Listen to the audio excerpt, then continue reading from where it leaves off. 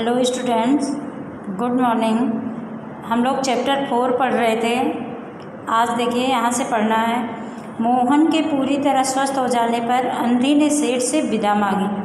कि जब मोहन अर्थात सेठ का लड़का जो था वह जब पूरी तरह ठीक हो गया तो अंधी ने सेठ से विदा मांगी कि मतलब अब वह अपनी झोपड़ी में जाना चाहती है, अब वह सेठ जी के यहाँ नहीं रुकेगी। तो सेठ जी ने बहुत कुछ कहा। सेठ जी ने उसे समझाया और उससे कहा सुना कि वह उन्हीं के पास रह जाए, क्योंकि इस समय सेठ जी अंधी का सम्मान करने लग गए थे, क्योंकि उसने ही उनके बेटे को जीवन दान दिया था, उसने ही पाल पोस कर बड़ा किया था, जो कि उनके जीवन की सबसे अमूल्य संपत्ति थी। इसलिए वह अंधी को सम्मान देते हुए उन्होंने कहा कि वह उन्हीं के पास रुक जाए, परंतु वह सहमत नहीं हुई। सहमत मतलब राजी होना, स्वीकार करना कि, लेकिन वह रुकने के लिए तैयार नहीं हुई। विवश होकर विदा करना पड़ा। तो विवश होकर सेठ जी को अंधी को विदाई देना पड़ा, उसको भेजना पड़ा। जब चलने लगे तो सेठ जी ने रुपयों की एक थैली उसके हाथों में दे दी। तो सेठ जब वह चलने के लिए तैयार हो गई तो सेठ जी ने रुपयों की एक थैली उसके हाथ में दे दी। कि अंधी ने पूछा इसमें क्या है? तो अंधी उसे दिखाई तो देता नहीं था, तो उसने थैली को जब पकड़ा तो उसने पूछा इसमें क्या है? तो सेठ जी ने कहा कि इसमें तुम्हारी धरोहर है, तुम्हारे रुपए, मेरा वह अपराध। इसके बाद देखिए डॉट डॉट दिया गया, मतलब कि इतना कहकर सेठ जी और कुछ नहीं बोल पाए, चुप हो गए। तो उन्होंने कहा सेठ जी ने कि इसमें तुम्हारे रुपए हैं, तुम्हारी धरोहर, वह धरोहर जो कि आज के 2 वर्ष पहले तुम मेरे यहाँ रख गई थी, और मेरा वह अपराध। इतना कहकर वो बोल नहीं पाए कि मेरा वह अपराध जो कि तुम जब मांगने आई थी हमसे और हमने मना कर दिया था। मैंने तुमसे यही कहा था कि मेरे पास कुछ भी नहीं, तुमने मेरे पास कुछ भी नहीं जमा किया था, तो जो हमने तुम्हारे साथ बेईमानी की थी, जो तुमसे झूठ बोला था, मेरा वह अपराध तुम क्षमा करो।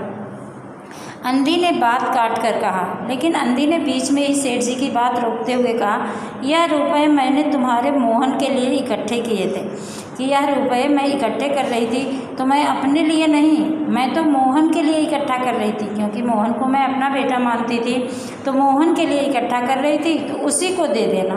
तो मोहन के लिए इकट्ठा किए गए पैसे हैं, मोहन को ही दे देना, इसको लेकर के मैं क्या करूँगी।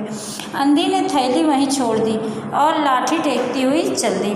तो अंधी ने रुपयों की थैली सेठ जी से नहीं ली और लाठी का टेक लगाती हुई वहाँ आगे चल दी। मतलब उसने यह भी नहीं कहा कि सेठ जी जैसे उसको गाड़ी में बैठाकर उसके घर से लाए थे वैसे ही ले चल के उसको पहुँचा दें, ऐसा भी नहीं कहा। वो अपने लाठी का सहारा लेती हुई आगे बढ़ती चली गई। बाहर निकलकर फिर उसने घर की ओर नेत्र नहीं उठाए, और जब वह सेठ जी की कोठी से बाहर निकल गई तो दोबारा उसने पीछे मुड़कर नहीं देखा। उसके नेत्रों से आंसू बह रहे थे, लेकिन उसके नेत्रों से लगातार आंसू निकल रहे थे, क्योंकि मोहन को जब वह छोड़कर जा रही थी तो उसे लग रहा था कि जैसे वह अपने बेटे से दूर जा रही हो। किंतु वह भिखारिन होते हुए भी सेठ जी से महान थी। लेकिन इस समय वह भले ही भिखारिन थी, लेकिन वह सेठ जी से महान थी। क्यों? क्योंकि सेठ जी के पास इतनी धन संपत्ति होने के बावजूद सेठ जी उसके साथ बेईमानी कर रहे थे, लेकिन वह निर्धन होते हुए भी इतनी महान थी कि उसने सेठ जी से कुछ ऐसा कोई बहस नहीं की, कोई वाद विवाद नहीं किया, और सेठ जी की मजबूरी देखकर वह उनके साथ आई, उनके बेटे को प्यार दिया। उसकी प्रेम के कारण ही मोहन फिर से ठीक हो गया और आखिर में वह चली गई। उसने चाहती तो वह सेठ जी के घर रहकर अपनी बाकी बची हुई ज़िंदगी आराम से बिता सकती थी, लेकिन उसने यह भी स्वीकार नहीं किया और अपने घर वापस चली गई। इस समय सेठ भिखारी था और वह देने वाली थी।